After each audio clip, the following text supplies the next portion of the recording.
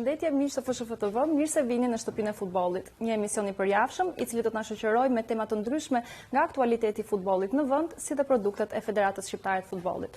Sot është emisioni i ri për këtë kanal, emisioni i parë për këtë kanal të ri televiziv, dhe sot do të flasim, do fokusohemi pak më tepër tek ngjarja ndoshta më e rëndësishme e javëve të fundit, ndeshja Serbi-Shqipëri, e cila mund të jetë disi edhe përcaktuese e fateve të kombëtares në rrugtimin drejt botrorit 2026. Por fillimisht më lejoni të prezantoj me të ftuarit e pazitës së sotme, presidenti i Federatës Shqiptare të Futbollit, zoti Armand Duka. Mirë se keni ardhur. Si ju duket studioja e këtij emisioni të parë të ri në FSHF TV? Shiko, mendova se do bësh dhe prezantimin e tjerë, prandaj thash vetëm mirëdita, por e para herë duhet të uroj gjithë stafin për si fillim të ri të kësaj iniciative të televizionit, të uroj ty për drejtimin për herë të parë në këtë televizion të Federatës Shqiptare të Futbollit.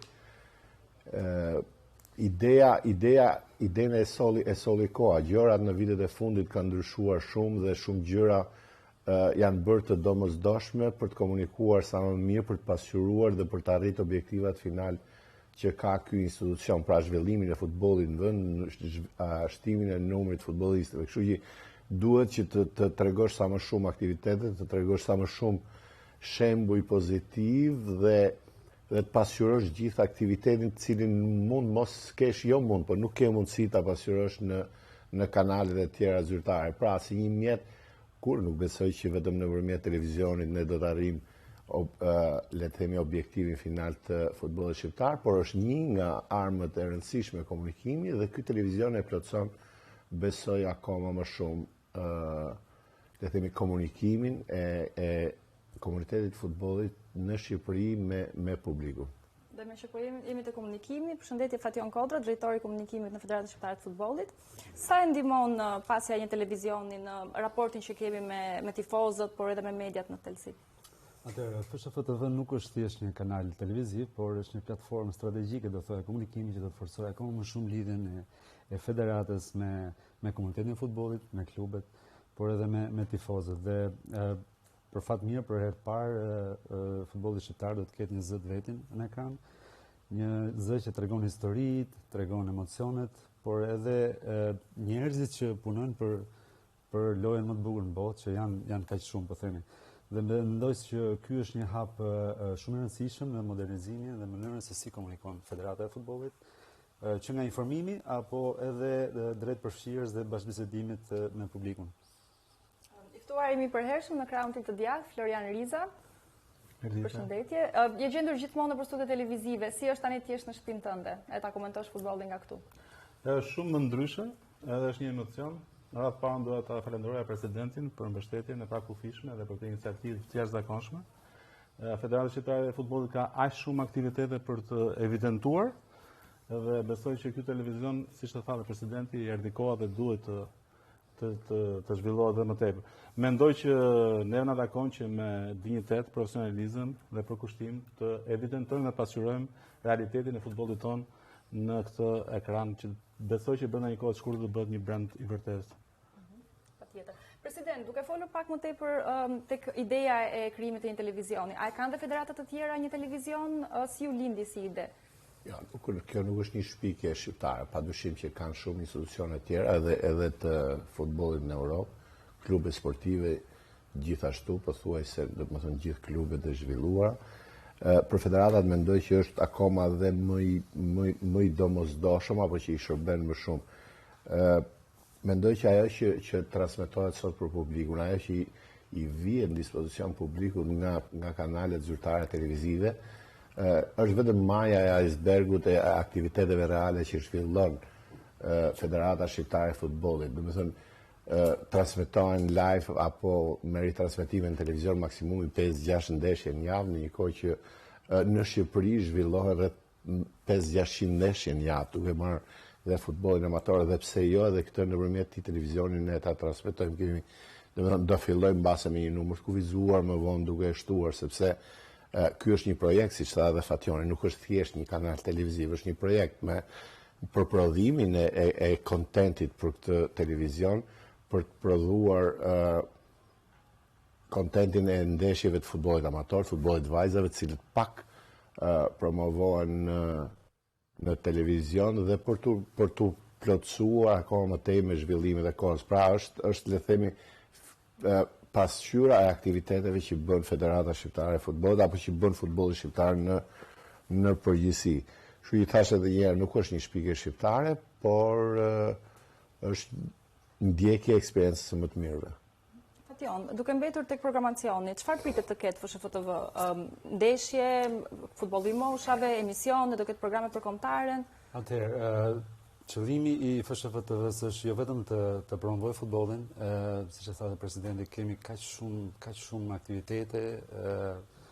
Në fakt federata është rritur shumë ndër vite dhe është në gjendje që të organizojë ndeshje pafund 100 ndeshje në javë. Kështu që ne do përpiqemi nëpërmjet FSHFTV-s që të sjellim sa më afër me publikun, pra futbollin e bazës, ndeshjet e futbollit amator, që duhet të thënë që është rritur shumë së fundmi dhe ka një popularitet goxha të madh dhe normalisht është nevojë e kohës që të ketë edhe më shumë vizibilitet, duke qenë se në mediat e tjera për fat keq nuk i kushtohet shumë hapësirë, po themi, futbollit të rive apo edhe futbollit amator. FSHFTV do të sjellë një mundësi shumë mirë për gjithë dashamirësit e futbollit që të mund të ndjekin ndeshjet e këtyre ligave, pra ligave amatore apo edhe futbollit të fëmijëve. Gjithashtu, duke qenë se ne federata ka shumë projekte zhvillimore, ne do të pasqyrojmë, po themi, në mënyrë periodike të gjitha projekte federatës që nga investimet në infrastrukturë apo programet e ndryshme që kemi me akademitë apo për të promovuar sa më shumë futbollin e bazës. Shumica e komenteve, fansave, tifozët janë shumë të interesuar nëse do të jetë një hapësirë për kombëtare në të ardhmen ose kampionatin shqiptar.